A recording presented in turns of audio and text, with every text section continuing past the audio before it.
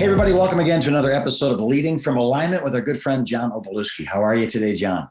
Jim, I'm well. Good to be with you today. Right on. I am excited about our topic today, and I'm going to turn it over to you. Okay, so our topic is rebuilding your volunteer teams. Yeah. I know for a fact that most churches, this has been a huge struggle for them with all of the goings on in the last 14 months. It's always, Jim, it's always been problematic, but Yeah. for the last 14 months have taken that and made it exponentially more difficult. So in today's pod, we're going to turn the mic around and I'm going to interview you. Great.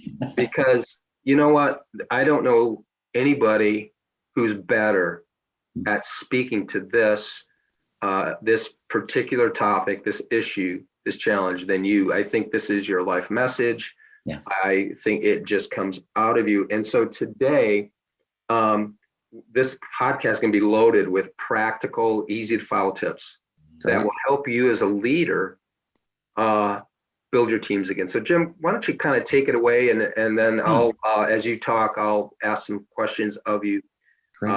Yeah, it's funny. You say your life's message. I feel sometimes like David delivering food or Moses out watching sheep, and all of a sudden you have this moment that changes all your other moments. It becomes a cornerstone of destiny. And my moment started 30-ish years ago in the Apache White Mountains on a ski retreat with 15-year-olds. And I had 30 kids. We went and spent the night at a friend's mission there. And we go skiing for 3 days and sleep 2 nights. And it was a retreat we did every year. And there was one ski lift that went from the bottom of the mountain all the way to the top of the mountain. It was old. It only had 2 places. And it took 20 minutes, 20 freezing cold, 0 degree, high altitudes. I mean, it's cold. It's not just Michigan cold. It's a mile and a half high, Apache White Mountain cold. So you had to do something besides think about how painful it was to sit on that metal chair and hold on to your ski pole. So for some reason, I got in my heart that I would talk to every student on the way up, that I'd make a goal to meet with every single one of them and ask them this question.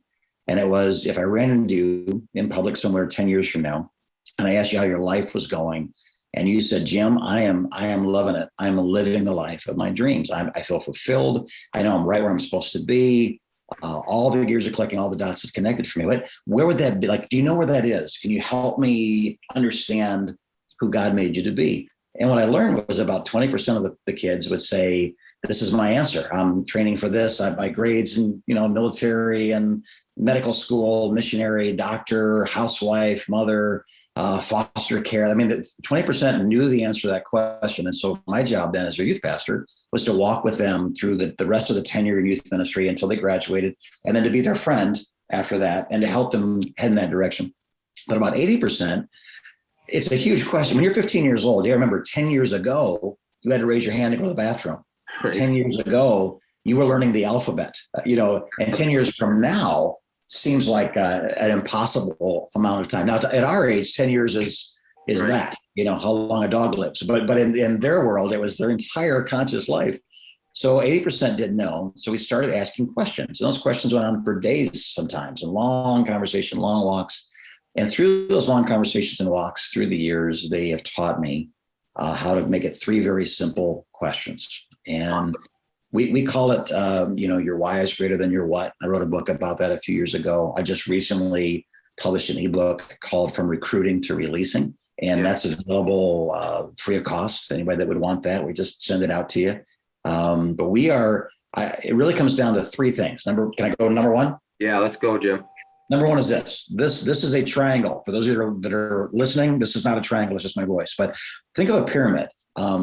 What predetermines the stable height of a pyramid is its base. Yeah. And yet, in modern day church settings, what we value sometimes more than anything else is not the base, but the height. Yeah. Well, the difference between the Egyptian pyramids in Gaza that have had 0 maintenance for 3,000 years and the Washington Monument that I've rarely seen without scaffolding around it is the size of its base. And so if you value as the greatest indicator of success before God is that the height, the attendance, the finances, the programs, the square feet, the number of or the buildings, right? Yeah, the buildings. Anything other than that base, then you're probably falling for what can be many times a trap. we're burning people out because we need more people to keep that height going. We need more programs. We need more money. We need more and more and more, because that is the indicator of our success or our failure. Whereas if you build the base, think of the base as the ministry that you have within your church, or the potential you have within your organization. Okay. So if we have ministry, if the people here that are ready to give away, ready to serve, ready to love, ready to teach, whatever it is their ministry is, and we have ministry for 100 people, it will be very soon that you will have 100 people. Now, some begin that journey at 50 and they grow to the size of the base to 100, or some people have 300 and they shrink to the size of their base. And I think that's what we've seen a lot of during this season, because a lot of our best people did what they believed was best for them, and they stayed away. They haven't volunteered, they haven't sang, they haven't worked with children. That's all understandable. But notice that when the base of our pyramid shrunk, the stable height of our pyramid shrunk proportionally. Yeah, Jim, that's such a great insight. I don't think we think about that much. The base, and so that's a powerful analogy. I think the pyramids versus the Washington Monument. It's so simple to get my mind around, and it makes 100% sense. It does. Yeah. So what's next? So that's the first piece of this puzzle, right? Yeah. We say it's as easy as 1, 2, 3. One pyramid, 2 questions, and 3 circles. The 2 questions. So if you're wanting to build that base, and you want to build it not with volunteers that you're recruiting, but with called people that you're releasing, there's a huge difference between how you initiate that conversation. One is to put an ad in the bulletin that announced it with tears in your eyes, maybe in the arms of the angels playing softly in the background, subconsciously. So for only $20 a month, you can work in the nursery of our church, right?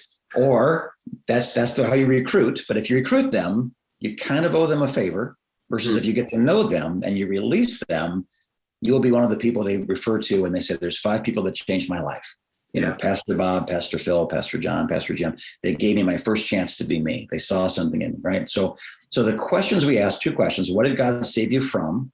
And people love to talk about that because they are the only expert in the universe other than God that knows the answer to that question. What God saved you from? What's your past? What have you been through? What did God save you from? If they say nothing, then you lead into Jesus. If they say, well, he saved me from all these things, then there's a second question. This question is often missing because, again, we're more concerned about the height than the base. Yeah. The other question is, have you been to class? Have you joined a group? Have you? Because those numbers matter. And those are all great things. But I think a better question is not just what God saved you from and plug them into the process of becoming a worker. Yeah. But what do you think God saved you for? Because education is important. Indoctrination in a good way is important. But identification, who are you? What did God make you to be? The Ephesians 2:10, we're God's workmanship created in Christ Jesus to do good works that God prepared in advance for us to do. So God didn't make a bunch of people. I love that passage of scripture. It's one of my favorites. Mine too. Well, and you match it with Ephesians 4, 11 and 12, that he gave us apostles, prophets, evangelists, pastors, teachers. Why? For the purpose of preparing God's people for, there's that phrase again, good works of service. So we're created for something, and there's gifts in the church called pastors and so forth that help people become that. So one of our key roles as leadership is to ask that question: what do you think God saved you for? And sometimes what's next is indoctrination. What's next is education. What's next is counseling.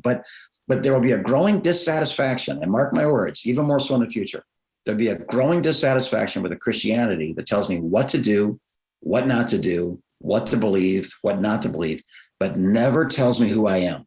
And then gives me an opportunity to be what God created me to be. So powerful. Jim, sometimes I think this is true, that part of my job as a leader, a big part of my job, is to see the God-given greatness in people.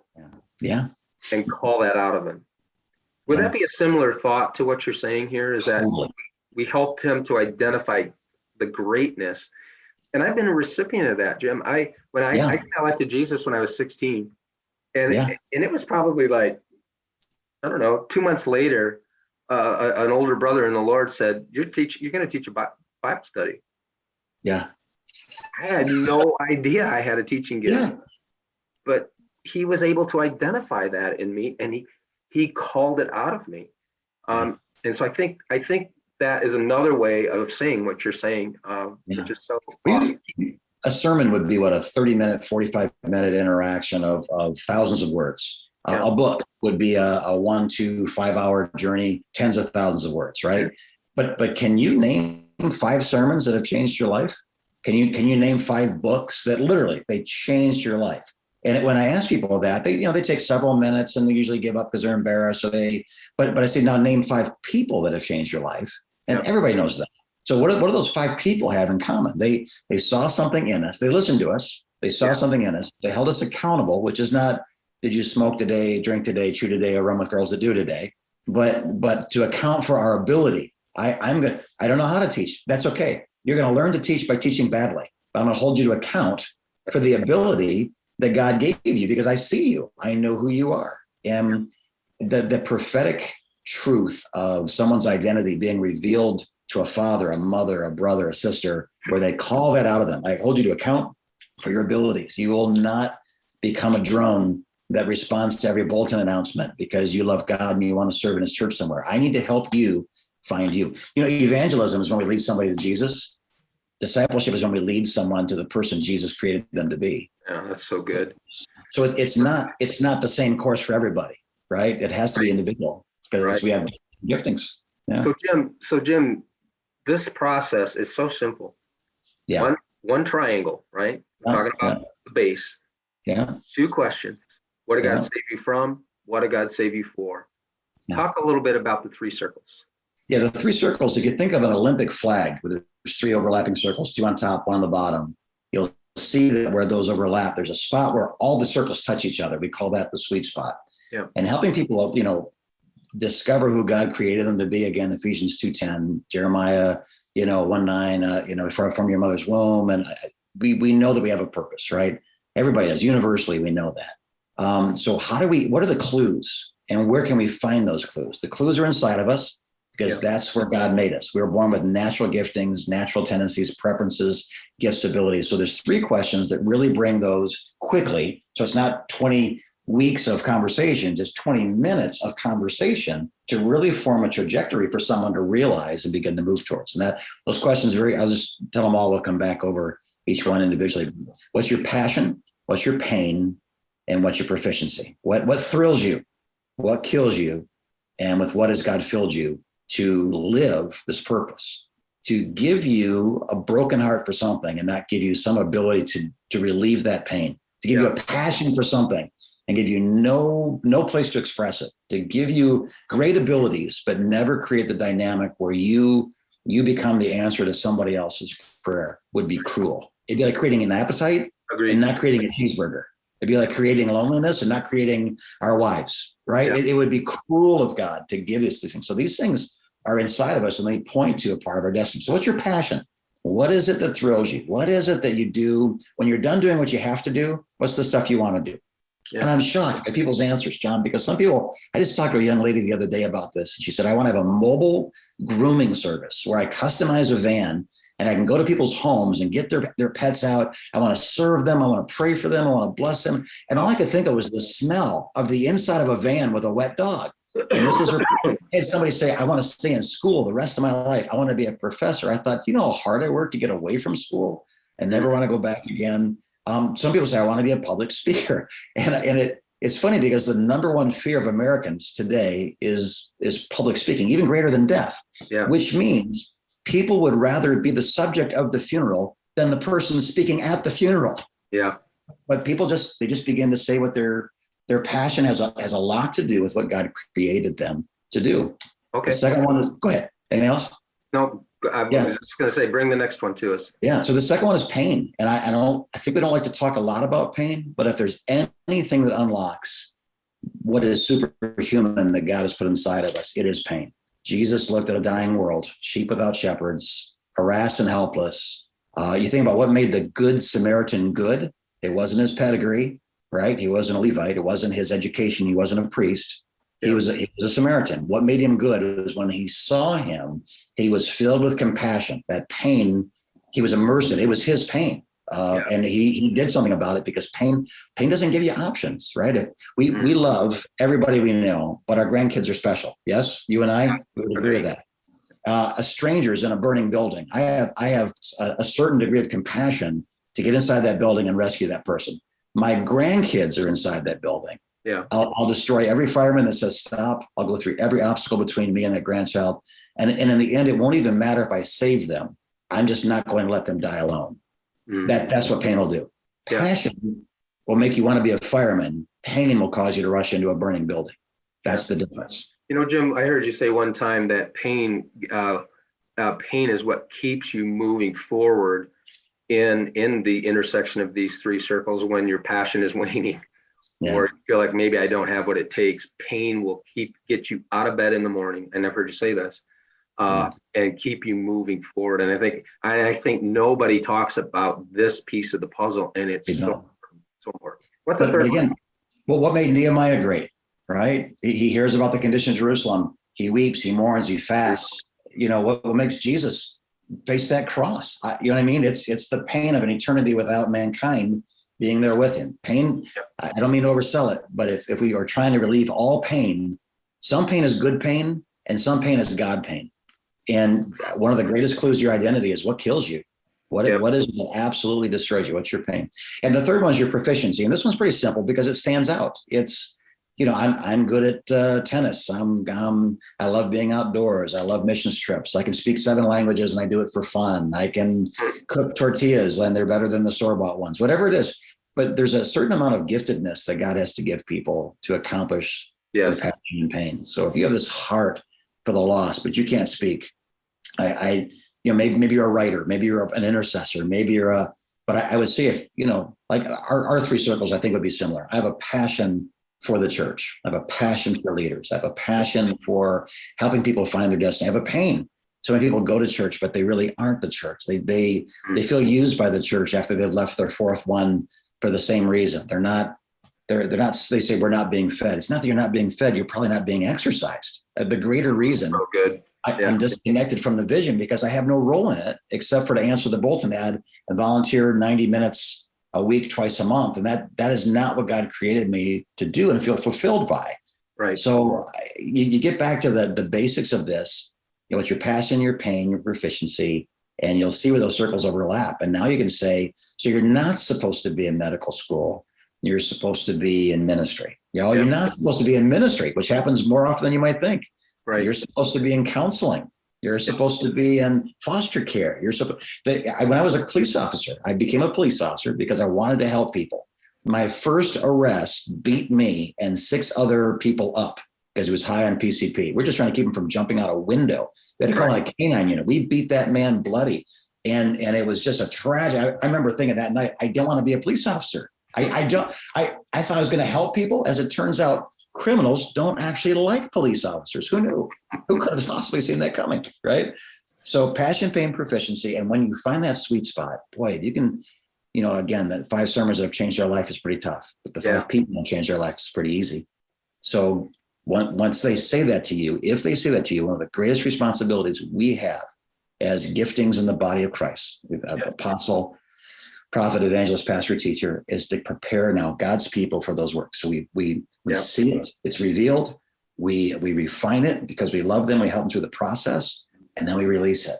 And you do not have to teach on prayer to a released person because they're already praying. You don't have to tell them to give. You don't have to tell them to serve. You don't have to tell them to show up on time. You don't have to tell them to brush their teeth. People that are, when you wake up in the morning doing what you're passionate about, relieving the pain that is your pain, and you're good at it, you wake up differently than the guy that just goes to a job. That's right. He's doing it because he's a good man. And Jim, if I could just say this is not, we're not talking about Shangri-La here, you know, about something that is not reachable. The thing I love about this the most is this is such a relational way to rebuild your volunteer teams. It happens over a cup of coffee. It happens over breakfast. It happens on a ski lift. And it's relational. I love it so much. You know, you said something a while back that really, and we got to wrap up because we're a little past time today.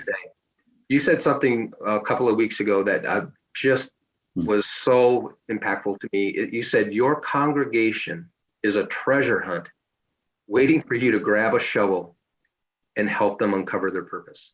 So listen, if you're listening today, look, I believe what Jim has put together will be exceedingly helpful to you.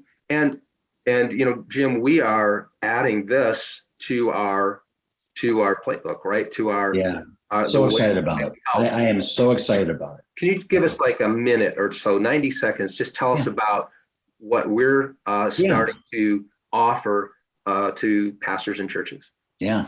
Because we've been living this now at Freedom Center in Fenton for 26 years, and we've seen it through the process. It's not 15-year-olds on ski lifts anymore. We have as many volunteers in any given service as we do people attending. If there's 200 people that show up, there's 200 volunteers. There's 500 people show up, there's 500 volunteers. The base of the ministry has grown. So this isn't theoryology. This is actually, proven over decades and growth and so forth. So we are branching out now to come to your leadership team or even to your congregation to share these ideas, to train half a day, and to get this language into your culture. Because if you do it and you do it with 3 people, the change has begun. But if the 4 of you now do it with 3 people, the change is progressing dramatically. If this becomes the culture of your church, there's no more begging and bulletin announcements for just a mammal. We need a mammal. We need a mammal to show up at that 5th grade boys class, right? So, and it's not just to build the church, it's to build the church. It's to build that base. And Jesus said, I'll make you disciples. I'll make you fishers. I'll make you whatever I made you to be. I'll help you find that. And so we're excited to release this service to people because we're passionate about it. It kills us, it thrills us, and it fills us.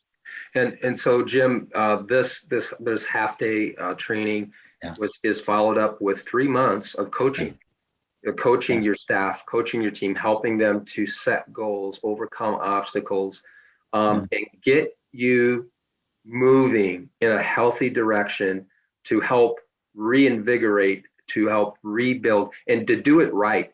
And so, if people are interested, if pastors are interested, leaders are interested in talking to us and dialoguing with us about this, they can reach out to us at our website, convergecoach.com. Just click contact us and we'll chat. We'll wrap for a few minutes and see if what we are putting together, we're so excited about this because we think this is one of the most challenging things leaders are dealing with.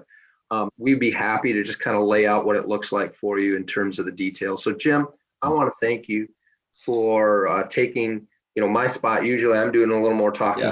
But today, this is your baby. This is your area of expertise. And thank you for encouraging us, giving us a pathway to really and truly expand our base so that we can reach our full potential as a church. So, Jim, thanks. And those of you listening, thank you so much for being part of what we're doing here. We love you. We are praying for you. And we hope that you will always continue to lead from alignment.